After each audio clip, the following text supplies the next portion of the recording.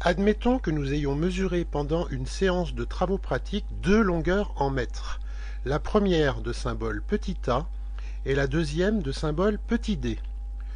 On souhaite utiliser un tableur comme Excel pour tracer la courbe représentant l'évolution de petit d en fonction de 1 sur petit a. On commence par entrer dans les deux premières colonnes les valeurs mesurées au cours de la séance. Il est vivement conseillé d'indiquer en tête de colonne le symbole et l'unité de chacune des grandeurs. Par exemple, dans la première colonne, dans la cellule A1, j'indique que le symbole de la grandeur mesurée est petit a et que cette grandeur s'exprime en mètres. Dans la cellule B1, j'indique que le symbole de la seconde grandeur est petit d et que cette grandeur s'exprime en mètres également. Je peux ensuite entrer les valeurs mesurées dans chacune des deux colonnes. La première valeur de petit a est de 4 fois 10 puissance moins 4 mètres. La valeur de petit d qui correspond est de 0,005 mètres. Une fois toutes les valeurs entrées, nous allons nous servir de la troisième colonne pour calculer les valeurs de 1 sur a nécessaires pour tracer notre graphique. Nous indiquons donc en tête de colonne cellule C1 le symbole de la valeur qui va être calculée ainsi que son unité qui est le mètre moins 1. Cellule C2, nous allons entrer la formule de calcul. Toute formule commence par le signe égal. Nous tapons donc égal 1 divisé par et nous allons cliquer sur la cellule A2 qui contient la première valeur de A. Nous tapons sur Entrée. Nous pouvons constater qu'Excel a calculé automatiquement 1 divisé par 4,010-4. Nous allons ensuite sélectionner cette cellule, puis placer le pointeur de la souris dans le coin en bas à droite de la cellule. Puis en cliquant sur le bouton gauche de la souris en le maintenant enfoncé, nous allons étendre cette formule vers le bas. Nous pouvons constater que les valeurs de 1 sur a ont été calculées automatiquement à partir des valeurs de a que nous avons entrées il y a quelques minutes. Disposant à présent de toutes les valeurs nécessaires, nous allons pouvoir tracer le graphique souhaité. Pour cela, nous cliquons sur l'icône Assistant graphique. Parmi les différents types de graphiques proposés, nous prendrons toujours nuage de points. Parmi les sous-types de graphiques proposés, nous prendrons toujours le premier, c'est-à-dire les points qui ne sont pas reliés entre eux. Nous cliquons alors sur Suivant, puis sur l'onglet Série. Nous allons ajouter une nouvelle série.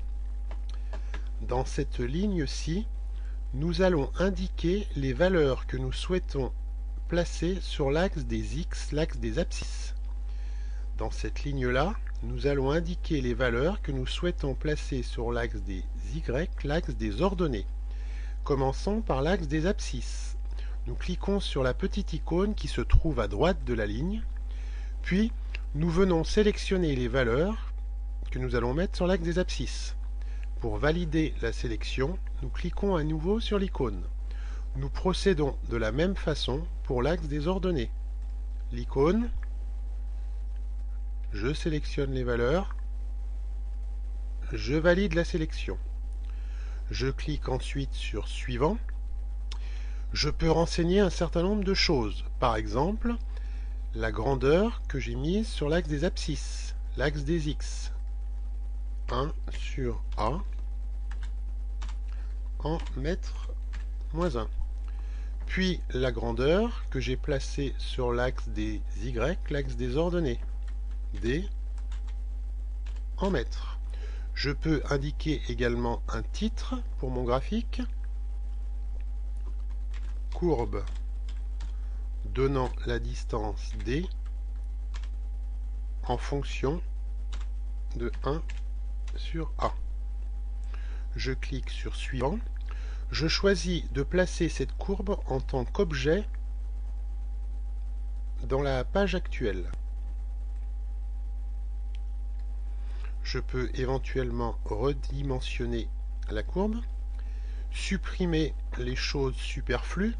Par exemple, ici, je fais un clic droit sur série 1 et je choisis d'effacer. Et puis, régler un certain nombre de détails. Par exemple, sélectionner ce -1 en allant dans Format, titre de l'axe sélectionné, choisir de le mettre en exposant. Les points obtenus étant pratiquement alignés, je vais maintenant tracer la droite moyenne et déterminer son équation. Pour cela, je fais un clic droit sur l'un des points obtenus. Les points se colorent alors tous en jaune. Je sélectionne ensuite Ajouter une courbe de tendance. Parmi les différents types de courbes que l'on me propose, je choisis celle qui se rapproche le plus de la disposition de mes points. Ici, il s'agit d'une régression de type linéaire. En cliquant sur l'onglet Options, je vais faire en sorte que la droite passe par l'origine de mon repère en cochant cette case. Et en cochant la case du dessous, je vais faire afficher l'équation de la droite sur le graphique. Je clique sur OK. L'équation de la droite obtenue est ici.